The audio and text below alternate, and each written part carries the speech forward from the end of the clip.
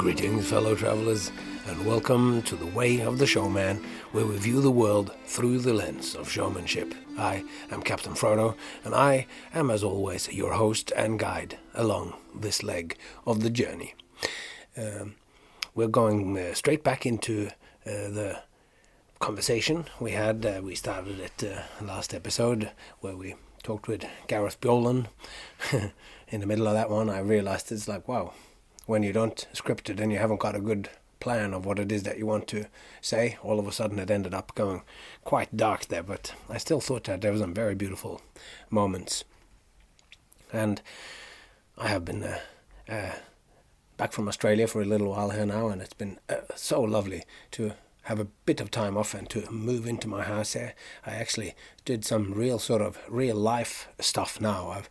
There's a section of my garden which is relatively steep, and I've decided to take that whole, it's almost like half of the lawn, and I'm going to let it go to meadow.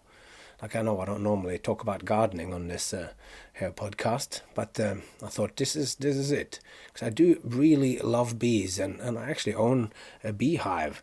But out of the 96 boxes that was sent from Australia to Norway, my beehive was not packed and sent. So I don't have that, but part of the idea of rewilding my garden, letting it go to meadow, so we planted lots of seeds out for flowers to grow up. That will go for a few years, and if we're lucky, it'll all start to self-seed itself, and then the bees will go absolutely bananas. So I've been doing that, and then I've also been buying some more books. After getting 30 boxes of books from Australia, that just wasn't cutting the mustard. So as I'm continuing my writing of the next season, there's a few books that I've gone, all right, I need this one. And some of these books I actually have available on Scribd, one of my library apps that I use. But I actually find that when I'm using the books for writing, to be able to underline and flip back and forth in the book really helps my thinking. For many years I was a devotee of the digital book, but these days I do find it incredibly useful to have the book itself in my hand again.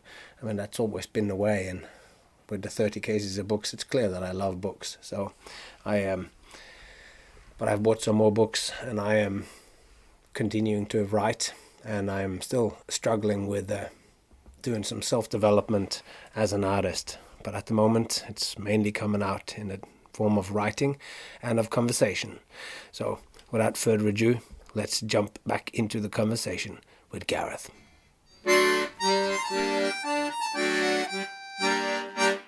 The other thing I've been thinking of because I've been at the Circus Festival and it's been raining, we had a couple of big rain events, so everyone had to deal with that at the same time as doing their shows. Yeah. Was what is the spirit of circus? Oh, and interesting, yeah. I've come up with three things over the time I've been here, which I think I'll tell you what I've got, is the show must go on. You can put everyone in the ring, and you can put anything in the ring, and everyone is welcome. And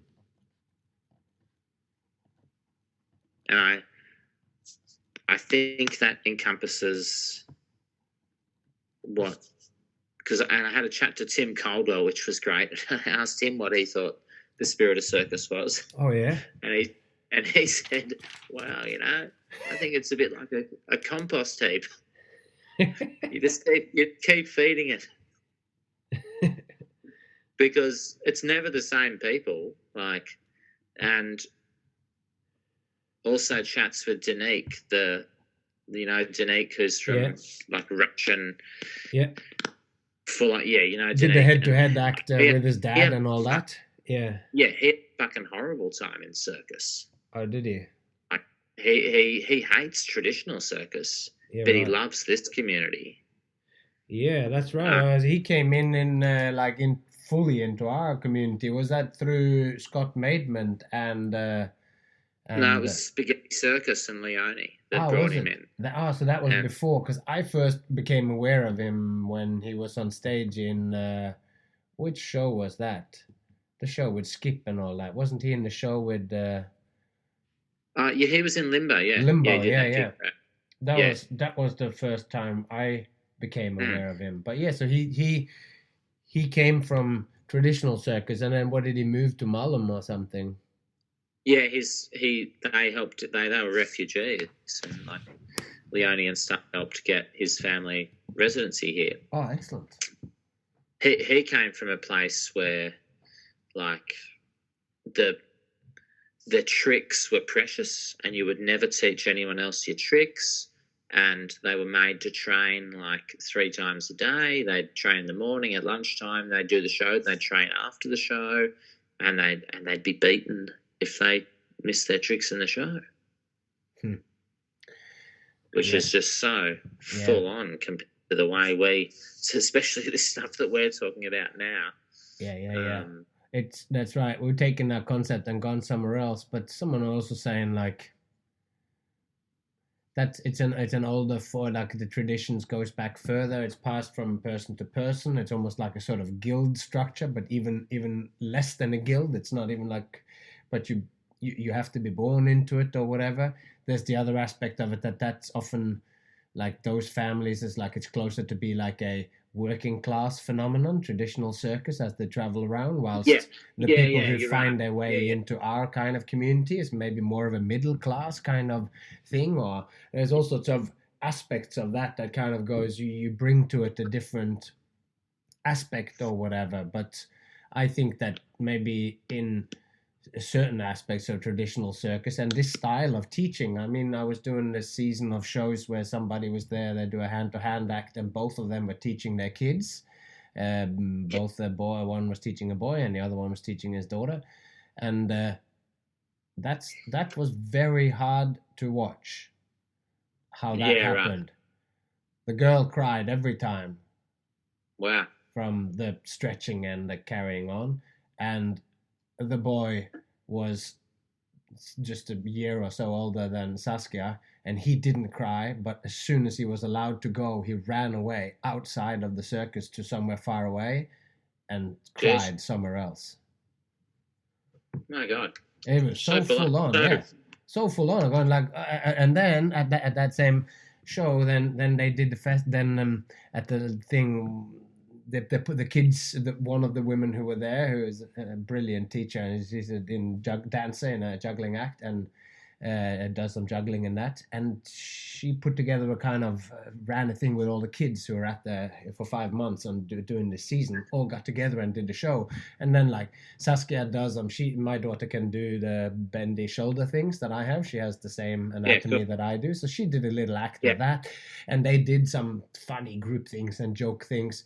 And then these 2 kids come, the Ukrainian kids, doing acts. So like both of them with one arms and jumping from one arm to the next and all that. And they're the same age. And the pain that they've gone through here during those sessions that they rehearse has now given them an occupation. They have an act and a level of skills that if they later on want to find more artistic interests, so that they want to do this, that, or the other, this can be their whole life. It's like they have that now as a possibility, whilst the other kids who did a bit of stuff and they could throw some beanbags back and forth between them, whatever.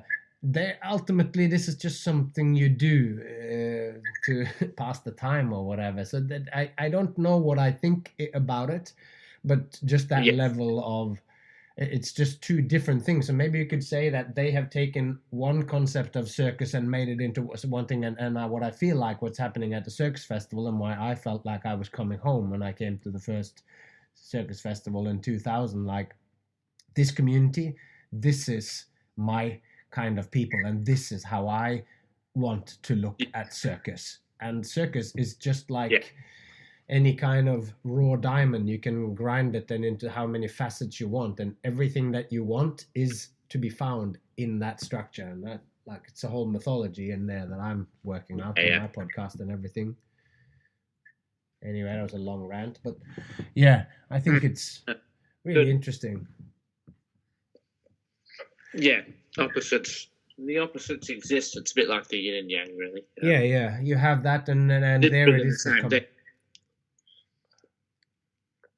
That is a competition almost. Like, there you go. Like, can you do the one arm like this? Can you do that? Can you do this? Or for us, and then maybe you and me are also on a certain end of the spectrum too. We do both have skills. I mean, you have probably arguably more physical particular skills than I do with your carrying games or foot juggling or whatever you call that and all that. And so you're like, but you also have that real strong foundation of showmanship that you kind of need when this is what you do for a living, because you keep being put in these situations where it's just not enough to come with your 5-minute worked out juggling act where you don't talk and the music comes on. It's like would kill in La Soiree or would kill in a circus where you just come on act after act. But the reality of these things, like you're talking about the school shows when we spoke last time, when you come in and it's 9 o'clock in the morning and the kids are just being shoveled in front of you and you gotta make a whole thing out of it. That's that sensibility. It's a very different game.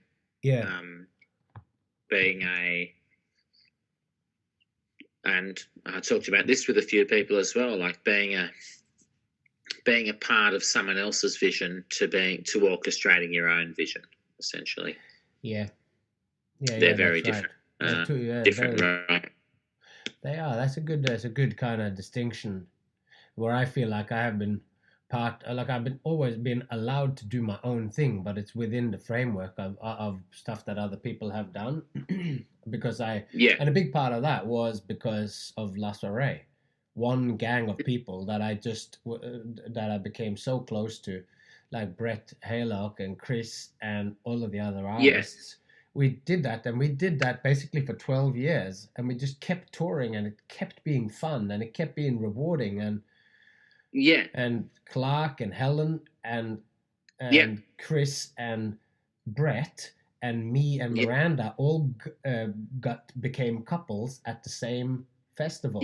So we had this, and then there was kids that were being born and all that sort of stuff. So it was like this kind of, and now I'm also like having this thing of going, okay, maybe in doing these shows here in Norway, I don't know how I'm going to do it or whatever, but now this idea of putting my showmanship shtick into larger bits of work and presenting solo work again has all of a sudden become a possibility now.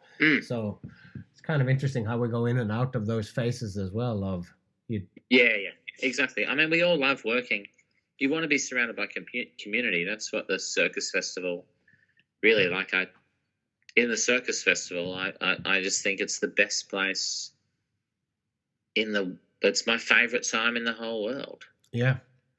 Is during the Circus Festival. It's the safest space you ever feel as a circus performer. Like, ironically or paradoxically, you can also have the opposite thing, as if you have a bad show within the Circus Festival. And I did have a couple of shows which didn't go ideally, as well as some absolutely fantastic shows. But you kind of feel like you can go from feeling like you're on top of the world to like you never want to ever perform again, and you might just give up this. But even so, at the end of it, I feel like for me, it is my favourite place in the world is the Circus Festival, because you just feel within a community that you've all got something to contribute, and if it's as rewarding if you really make the effort to go and see everyone's shows and talk to them about their shows, really, whether you like them or not, you should still go and talk to them about their shows and be the other part of the equation, which is appreciating the show.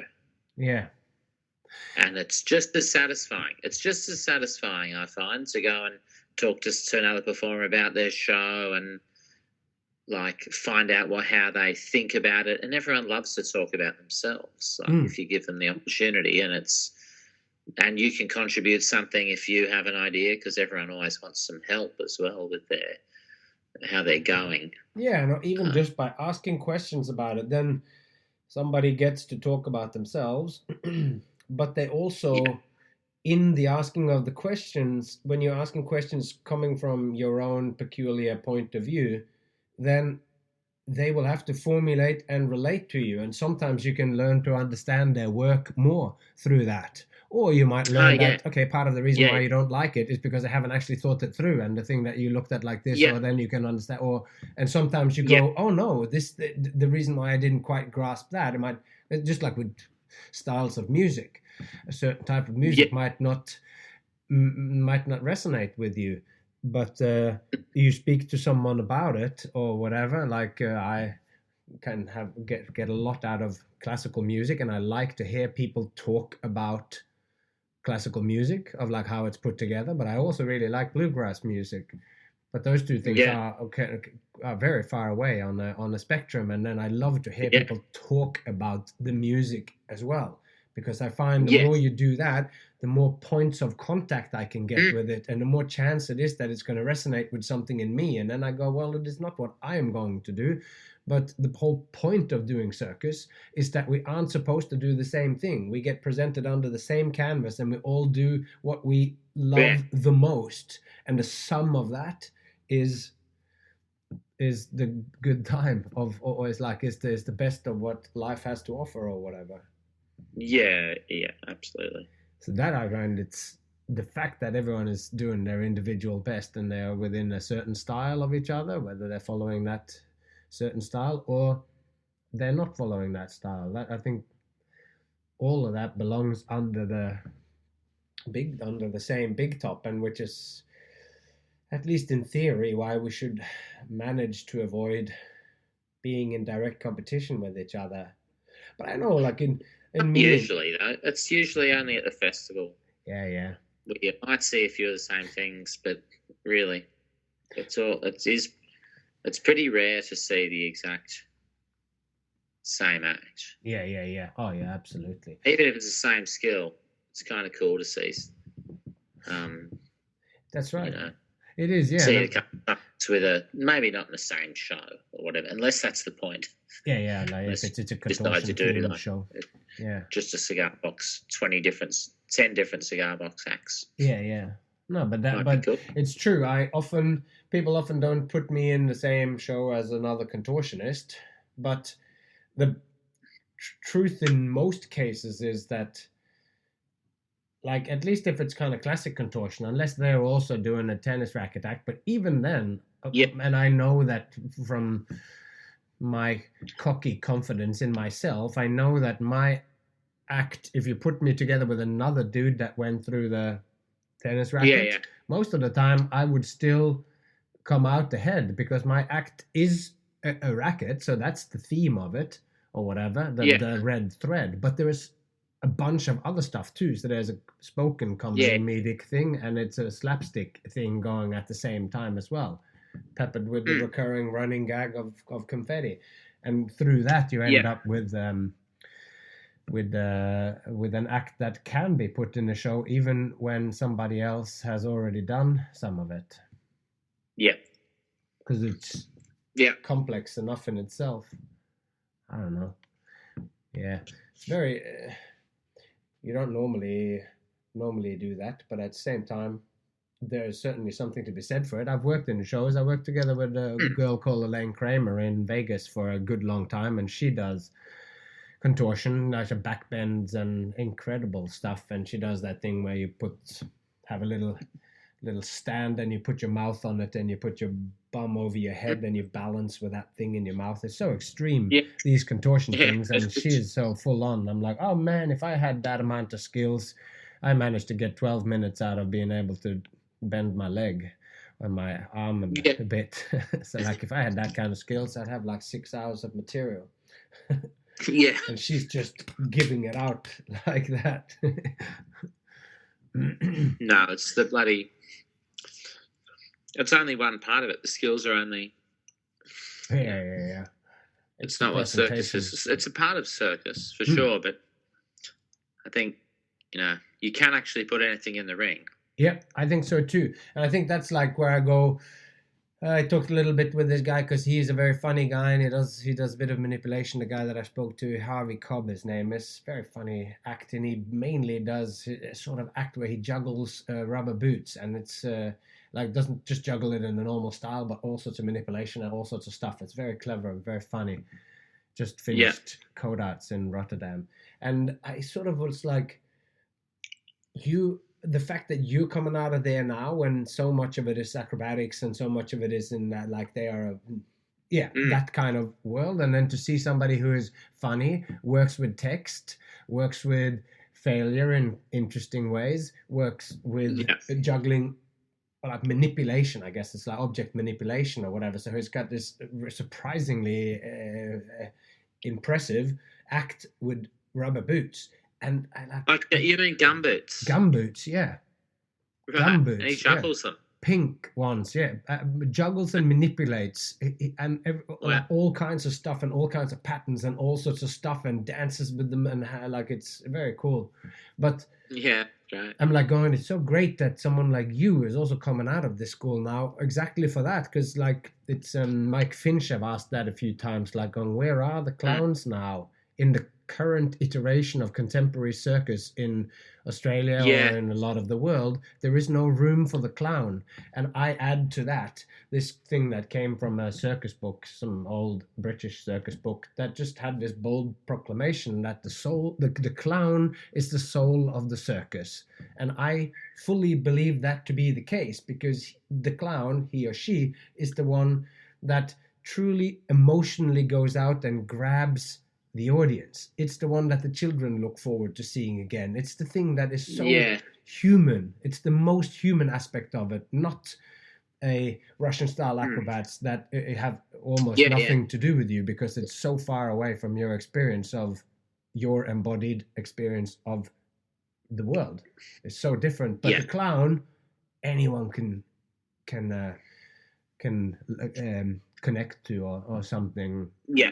And where is the clown in today's thing? And that's why I was good that he's coming out now. You're in the domain that we are at, but you're working in amongst all these other contemporary circus acts. Yeah. No, I'm gonna add that in, I think, to my 4 things that are the spirit of the circus. It has to be the clown, because the clown always accepts and laughs at. A clown encompasses all those comedy things, essentially. Yeah. Which just help you get through life. I find like that aspect of comedy being a survival tool. Yeah. As well. That's what goes in. It kind of helps with the show must go on. Yeah. Because it's the attitude of the clown. You keep getting the pie in the face, or you do in a sense, he does his best and it doesn't work. And somehow when everybody laughs, he is really happy that people are having a good time. Even though in a sense, they're laughing at him or whatever. Like that level of gameplay where he comes out and is like inviting you to play with him. And really, it's this concept. There's this guy called Cars. Can't remember his first name, John maybe. He talks about, he says, there are at least, but certainly 2 different kinds of games in the world. There's the finite games and there's the infinite games. And in the finite game, the aim is to win. You're in the game to win. And we know that you've won when all the people in the game have decide that you have won. And that's often done by rules or whatever. But in the infinite game, the goal is not to win. The aim is to continue to play. So when a child is playing with Lego or whatever, and if one kid continuously wins the argument and gets their way, they might be winning that day's game of getting all the right pieces, and the other kids don't get it. but the result might be that that kid is not invited the next time because he creates a bad energy in the playing room. So he won the, this is a bit tenuous example because I'm just making it up maybe, but like he won the small finite games in there, but he lost his ability to stay within the infinite game of always being called when games are to be had or fun is to be had, and that's the infinite game.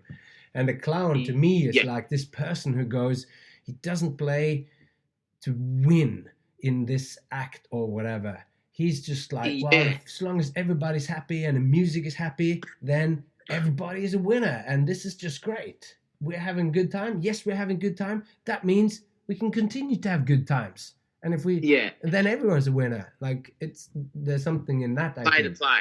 You play to play. You play to play, exactly. And there is no other way, actually. Like when you look at the definitions of play, like you can't be forced to play. You can't be forced to play a game because then I can be in the game. Like I can be forced to be in a game with my daughter where I'm holding some little stuffed rabbit and I'm making some voice, but it is virtually impossible for me to get into a flow state playing and just fully exploring this puppet and what they do and whatever. It becomes a performative thing or like I'm just there as a sounding board for her to play and I'm jiggling the thing. So it's like you can't be forced to play. Play is something that you need to do voluntarily. And I guess that goes for all kinds of games, infinite and finite games. But you need to take them seriously. Like the game is serious. It's not you think that the game is not it's much serious. more fun when there's a weird. Yeah, but you think that like it's playful, and playful is a thing. But when you play in a game, when you're playing, the reality of the game can't be questioned. And I mean, it's easy to understand when somebody gets really worked up and really tries super hard to get some points in cricket, and then somebody just goes, whoa, remember guys, it's just a game, let's just chill out, let's just have a little rest for a moment in the middle of the game. It just doesn't work. Like that, it's inappropriate behavior in this game, and you will not be invited back. Because it isn't just a game. It is just a game, but the game is actually serious. You think you gotta play by the rules. Yeah, you're playing by the rules, and you acknowledge that you have to take the game seriously. You can't break out of the game. I won $24. I won like $40 something off Bo Dudding playing backgammon at the festival. Oh wow!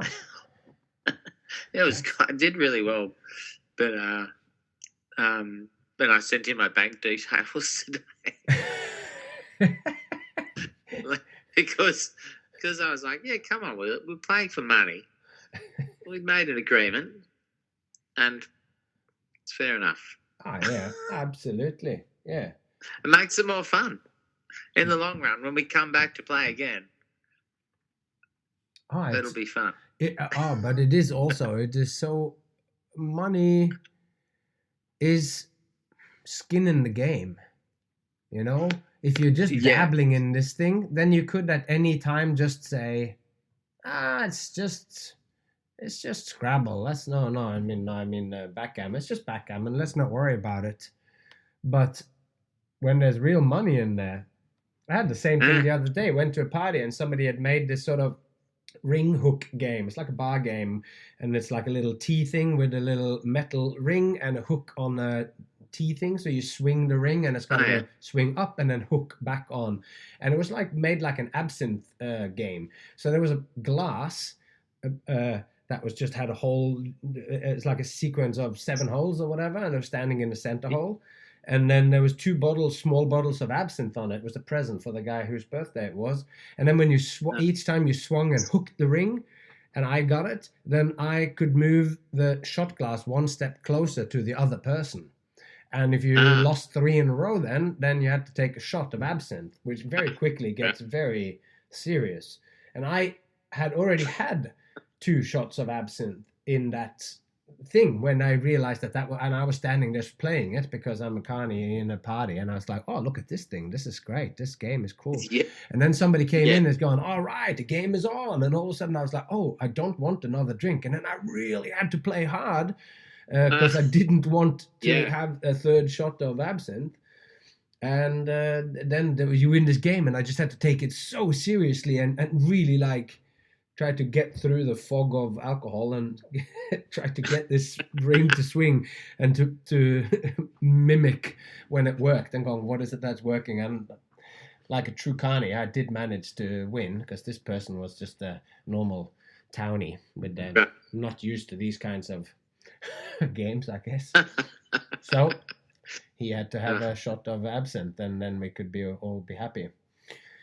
But yeah, very good. That's pretty good. Yeah, so it's like just to sort of go back and finish up that thing. You have that because you have the six circles in the center ring, and that they're all like connected. Like they're not all fully connected, but that's just also because it's like to me that fits partly because it's always comedy is a whole, and any kind of subdivision or any kind of cutting it into parts will always be artificial.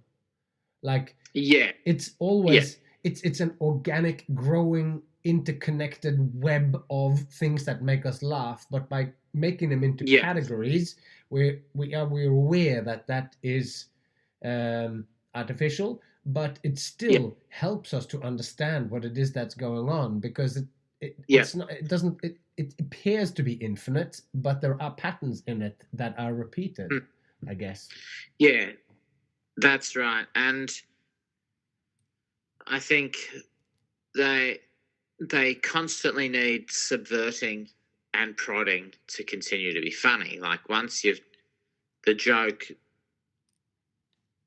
if it's different when you're on stage to in social circumstances, because I've also been like trying to, when I hear something's funny in a social circumstance, thinking about which one of these it is. Yeah.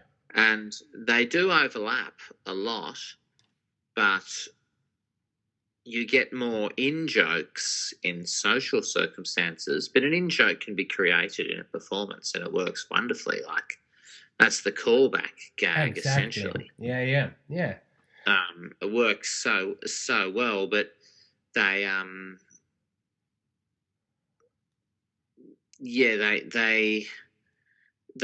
do need to be, once you've made the joke, you subvert it again. Like it's a constant mutation. Yeah. I think to go further and further into the world can get funnier and funnier, which I think I try and define, like just I was really trying to think like, what is the overall concept of like continuing a theme or rapid escalation, I think I called it when I last talked to you. Yeah. Or like applying one concept and then over applying it to a bunch of things. And I think that's just story. And irony, all those things are just, that's just the story of it. Like you just continue it.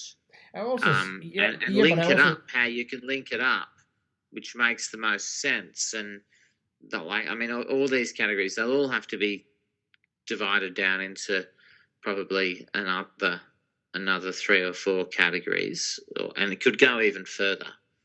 Yeah. But I think that. Yeah, we mentioned this last time too. It's like it's always valuable to try to boil things down, but does me with this showman, audience, show and attention, how I now end up with 400 pages of it. 400, or just one word.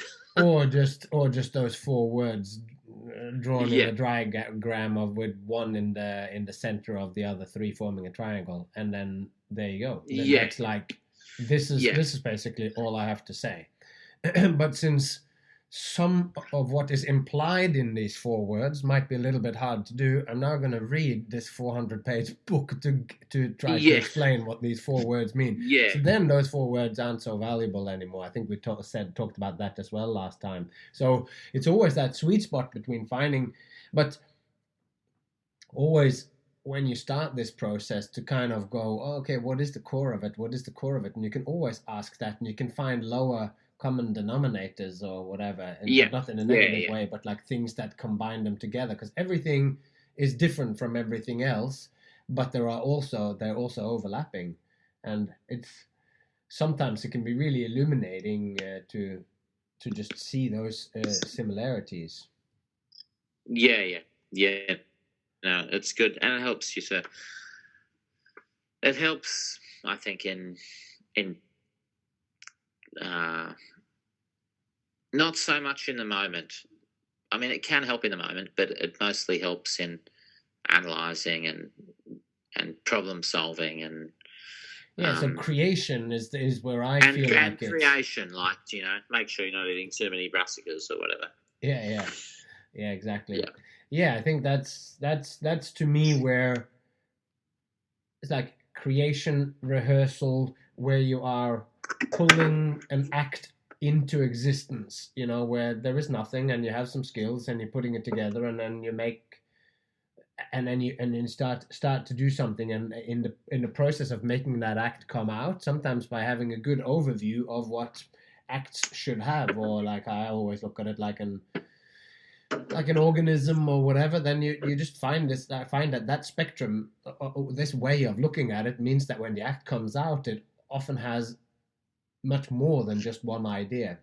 It's always kind of anchored in several different things at the same time. And that's part of it. It also comes from when I first started doing shows. Then you could just have an idea, and I just do it in my street show in about the middle or whatever. Just try it out, and if it didn't work, it was all right. Just did it, and then I did it 20 shows, and then it started to be all right. And turns out it was just a quick gag. It wasn't a whole act or whatever. Yeah. But now, the kind of environment that I'm playing in now, having played soiree for so long, couldn't deviate. Always had to do the same stuff.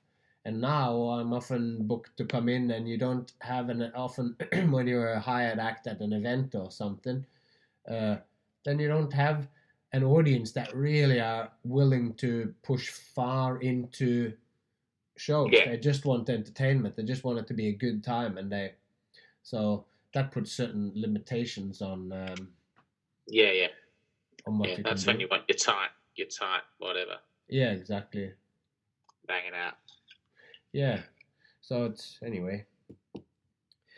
Well, all this is very interesting, and it's making me miss the Circus Festival and the fact that I didn't get to be part of this one, which felt like this would have been an important one to do. I remember having those forums or whatever it was at the Circus Festival before, where you sort of get together and you talk. And in those early days, it was particularly with Reg Bolton would talk about some things. Yeah.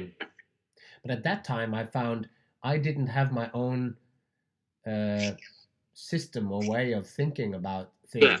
So the problem with that, which I think still is a problem when circus people coming out of circus schools are just coming into it, it's just like if you don't have a worldview or a system or a way to understand the world, or you don't quite understand what circus is, or what are the components of it or whatever, I find it's easy just to go, here's one thing and here's another thing and here's a third thing, and I don't quite know what is common about them or whatever. So, and then I feel that there's sort of fragmentation, but the way that I look at things now, they always seem to fit into it because I have thought so much about it.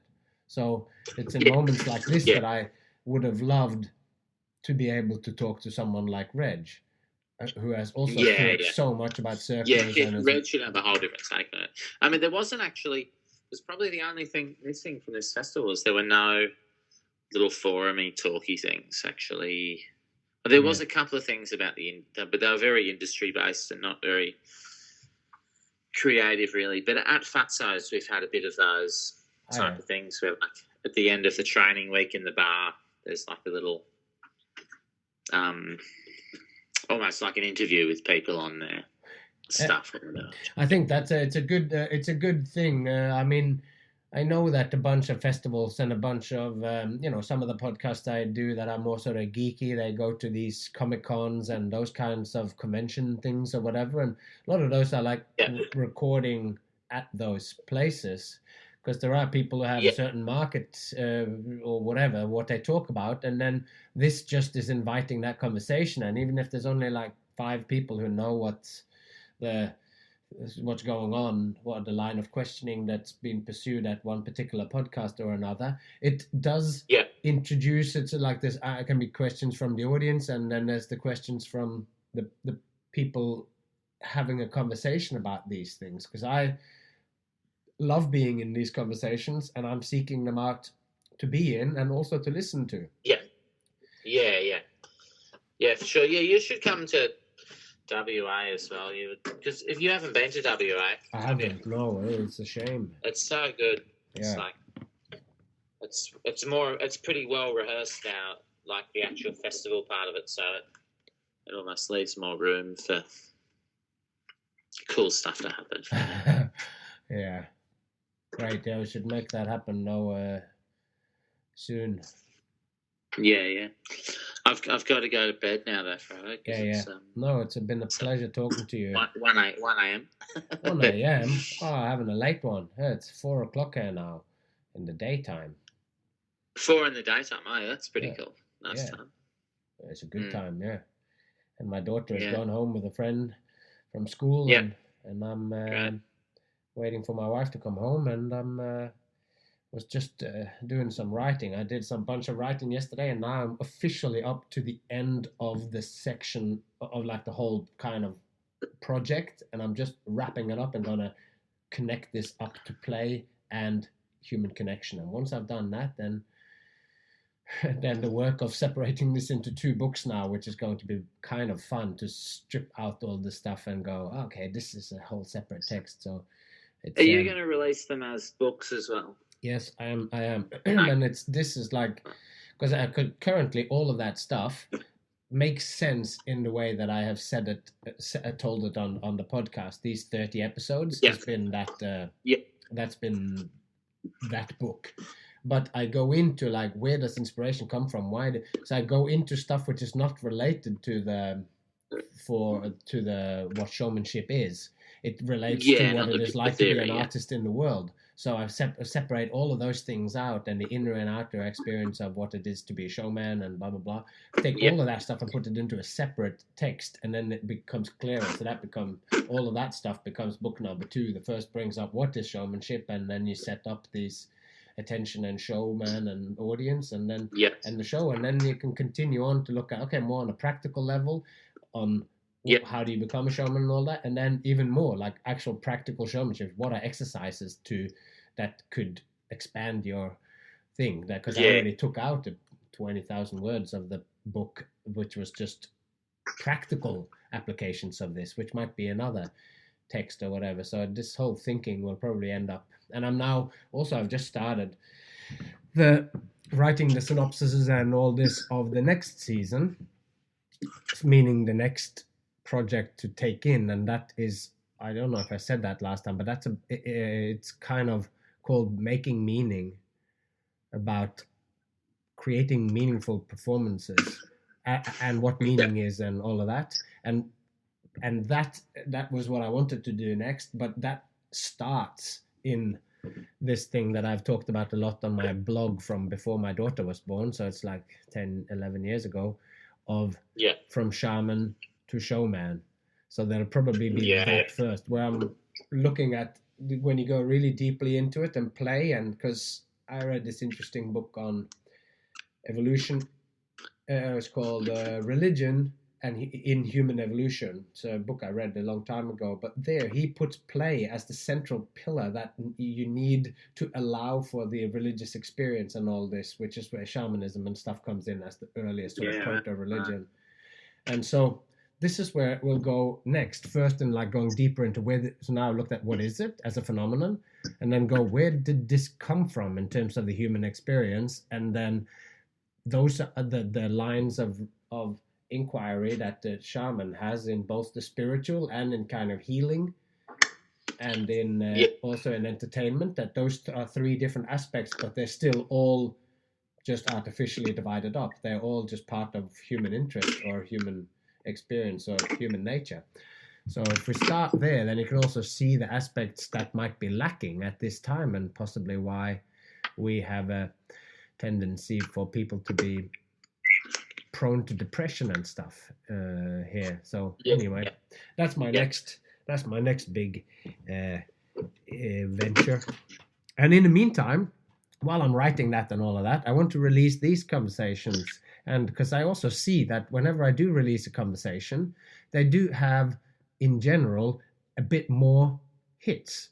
Just not like crazy amounts, but there are just a few people who are interested or choose that episode instead. People like conversations because it's a lighter way to take in dense stuff. But it's also, people like conversations because now it's like all of the fans of the pits will now choose this particular episode to listen to. All of those fans. Yeah.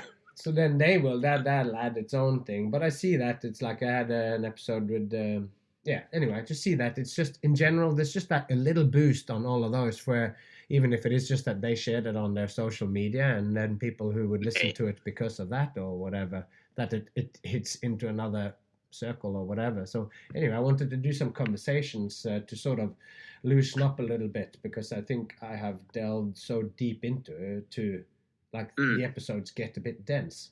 So I think the change in this format is good. No, it's always nice to have a chat. Yeah. Or hear a chat. Good stuff. Everyone loves it.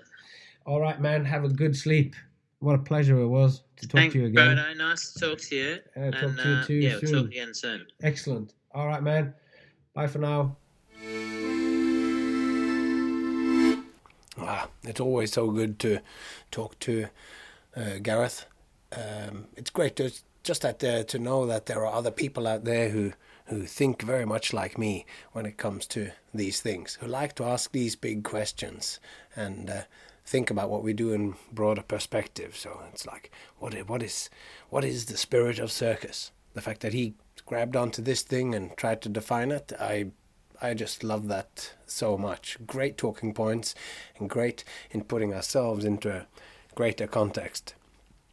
And now I'm doing a really smooth transition into reminding you to put this show into a greater context in whichever way you can.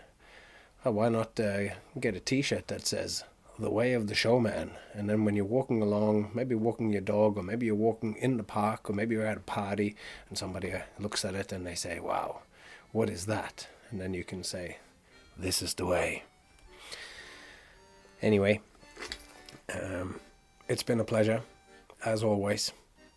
I have been Captain Frodo, and you have been amazing. And until next time, take care of yourself and those you love. And I hope to see you along the way.